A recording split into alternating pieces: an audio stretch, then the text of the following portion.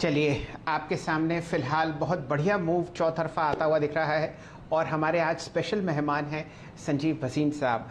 Record आपके सामने Nifty, Sensex और आपको दिखता हुआ दिख रहा है मिड कैप इंडेक्स पर। और आज भसीन साहब ने कहा कि वो आपको अपना नूरानी चेहरा भी दिखाते हुए दिखेंगे। संजीव जी, स्वागत है आपका।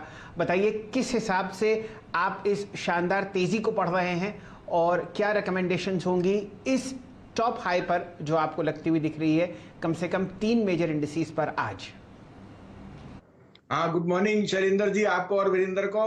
तो देखिए, मार्केट का मैं इसलिए आया हूं कि मार्केट का टेक्सचर आपको समझा दूं।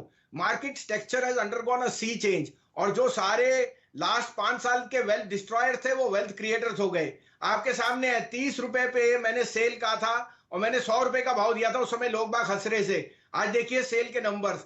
उसी तरह से आपको JNK बैंक 15 पे, इंडिया बुल, जी।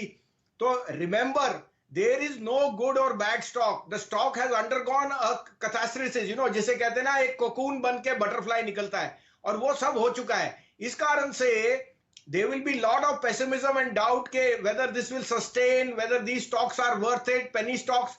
ये सब मार्केट की अटकली है जिससे हम दो राय नहीं ले रहे।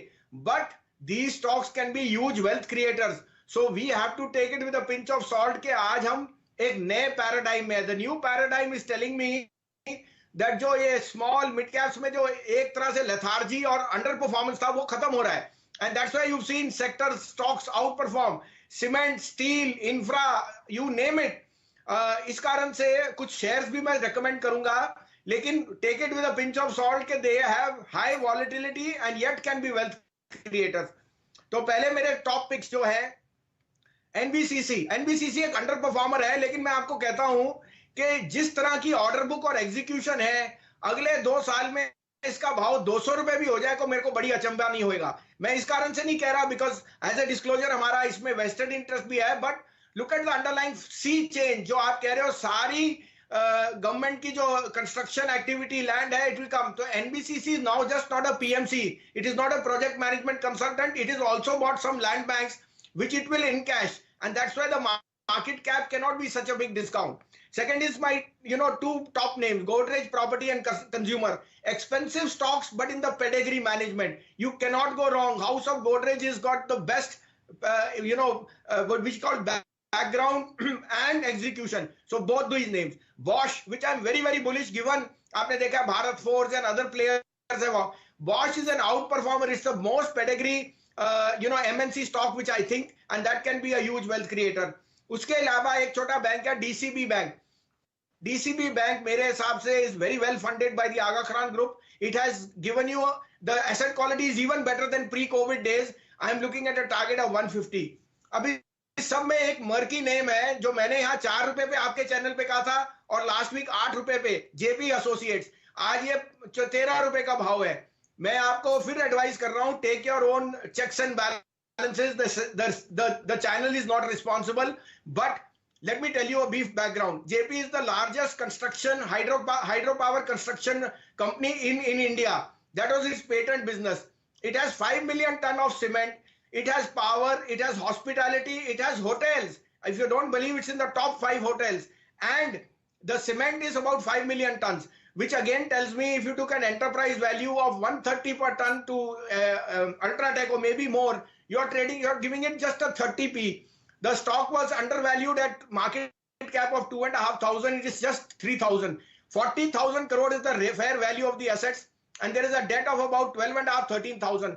Even if you took the worst case scenario of 27, 28,000 on those assets, you still get a market cap of around 15,000, and the stock trades at 3,000. So I don't want you to get caught with the flow. The stock has already jumped 20, 30%, 50%.